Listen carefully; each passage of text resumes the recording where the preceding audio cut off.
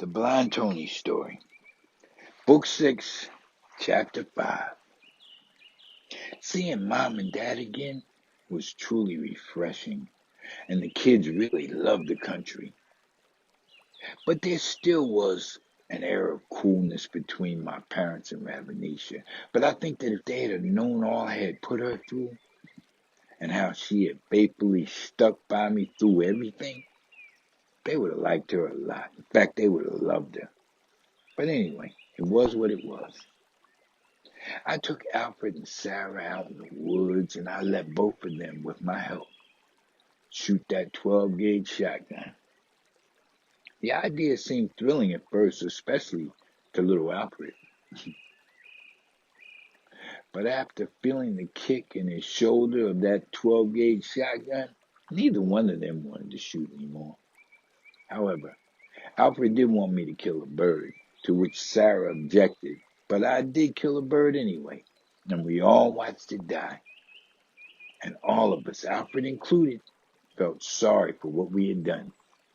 There's a good lesson in this. Maybe if more children were exposed at an early age to the kick of a 12-gauge shotgun and have to watch something that you shoot die, then maybe they wouldn't sensationalize, dramatize, and glorify guns and death as much as they do in today's music and videos. Death is real, and it's not ours to give or take. When I was young, and I used to visit my father's mother, Grandma Carcella, I used to be allowed to go hunting with my cousins, Ellis and my other cousins. In fact, I almost shot Ellis one time by accident when that old single-shot 12-gauge seemingly discharged on its own. Guns can be dangerous, just like when my friend accidentally shot another boy at lunchtime when we were growing up. And just like that time when that M1 carbine blew up in Billy's hands when he cut the spring too short. Anyway, Grandma Carcella only had one rule when we were growing up about hunting, and that was you had to clean and eat whatever you shot. After shooting some rabbits and squirrels, I reluctantly cleaned them, but I just couldn't eat them. It was like that time when my father chopped the heads off my ducks and rabbits and Mom cooked them. I couldn't eat them. It was something about looking into those lifeless eyes while cleaning them. Anyway, I stopped killing animals at an early age, and I switched to shooting bottles and cans. Maybe if we could have stayed down south longer, life would have been different. But we had to go back home. The time we spent together down there was priceless, and we all grew very close once again. But I now had no job to go back to. Ravenisha said that was okay, though. We both knew that I needed help. So I went once again back to Project Return. This time, I was placed on the stage and given the game by the entire house, about 200 people. But my desire to rid my life of the cancer of addiction was greater than my pride.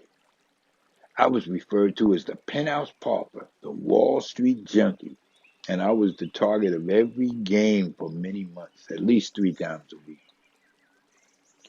I missed Ravenisha and the kids more than I had ever missed anything. And I felt that the sacrifice I was making was well worth the investment of getting them back again, completely, without addiction in my life. Once again. Eventually the day came when I got to see them again, and we were overflowing with joy. Every visiting day after that, they would come to see me, and Ravenisha would bring a big smorgasbord of food, and I shared my family with those who were less fortunate and didn't have a family. But still there was a lot of jealousy and hatred that would surface in the games and vent itself towards me. But still it only served to make me stronger, and I learned. Eventually, I got my first overnight visit, and I was in paradise, being at home in my own bed, eating together, playing together, praying together, and crying together.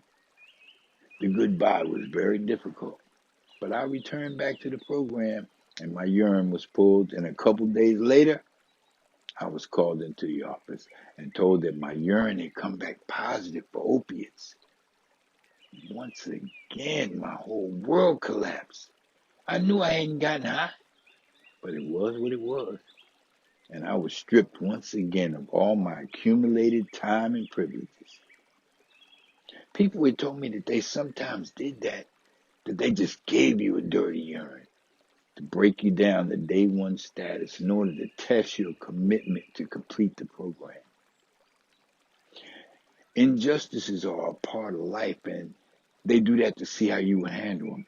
Anyway, I wasn't in the mood for playing games with falsified urine results concerning my life, so I gave them time to see whether they were serious, and when I saw that they were serious about it, I left. 3 days later, they called the house and told me that a terrible mistake had been made, Harold Lee, and that my urine was in fact not dirty, and I should just come back and complete my treatment. But by this time, I had decided to seek salvation on my own.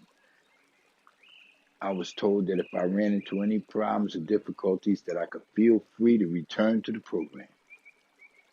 Rabanisha had gotten a job working as a secretary for one of the brothers at the Kingdom Hall.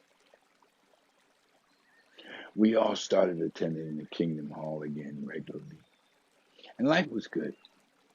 In fact, one of the brothers, and in fact the same brother that gave her the job, gave us a car, an Audi 100 LX.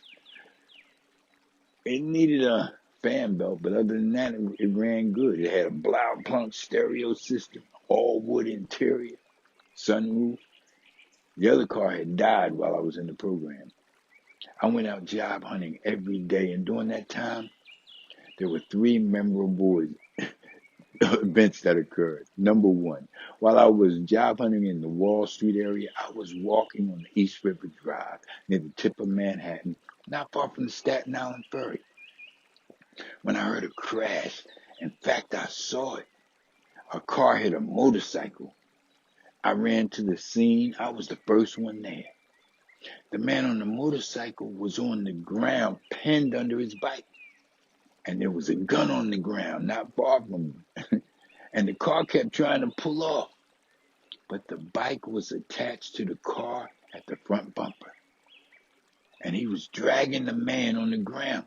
I grabbed the gun and told him that nobody was going anywhere and to turn off the car. I was crazy. I could have gotten shot. The guy in the car could have had a gun, but I didn't know, and I didn't care. All I knew was that I kept trying to flag down somebody to help me, but nobody would stop. I realize now that a white man on the ground, to be standing over him with a gun in my hand, didn't look too good. Anyway, the police arrived, but they parked about a half a block away. And they got on their bullhorn and hid behind their cars with their guns drawn, pointed straight at me, and told me to drop the weapon and get on the ground. I realized then that they must have thought that I shot the guy. Anyway, I dropped the gun and laid on the ground, and they quickly handcuffed me. However, the guy on the ground turned out to be an undercover cop, and he told them that I had saved his life. I was suddenly a hero on the news and all. I received a letter from Mayor Koch, and the cops sent me a card of thanks and some money. And he said if the world had more people like me, there wouldn't be any need for cops. I was very proud, and so was Ravenisha and the kids. And every year, that cop and his wife would send me and Ravenisha a Christmas card with money in it. Incident number 2. The second event during this period of time occurred when I had gotten off the train at the World Trade Center. Once again, I was job hunting, and a young black man passed me by running on the subway platform going in the opposite direction. He was running all out, and I assumed that somebody was chasing him. But as I continued to walk, no one was pursuing him. And then I saw an elderly white woman laying on the platform, bleeding, and everybody was just passing her by. So I asked her what had happened, and she told me that a man had hit her, pushed her down, and snatched her purse. I took off running after that guy, who I had passed, and I kept asking people along the way if they saw a guy running. And eventually I caught up with him, hiding in a train about to pull off, and I started beating him down. And as I explained to the other passengers on the train what he had done, they too joined in with me. And he was very much relieved when the police came. Once again, I was a hero. Ravadisha said I had to stop doing that, getting involved in other people's stuff, and that eventually it was going to get me killed. But I am who I am, and I don't even think about it. I just do what he do. We do what we do. Incident number 3. Anyway, the final and probably most amazing thing that happened to me during this period while I was job hunting was this. It was no longer a piece of cake for me to just get a job anymore. I had burned too many bridges. I still had credentials and good credibility on Wall Street, but there were now gaps and unexplained periods of time that were due to my addiction. Payne Weber was not a good reference, as I had only been there for a couple of weeks before I relapsed and split. Anyway, I ended up going to an agency, and an interview was set up. The job was doing insurance claim reconciliation for a firm called Seligman and Latch. I was interviewed by a man named Greg and a woman named Sheila.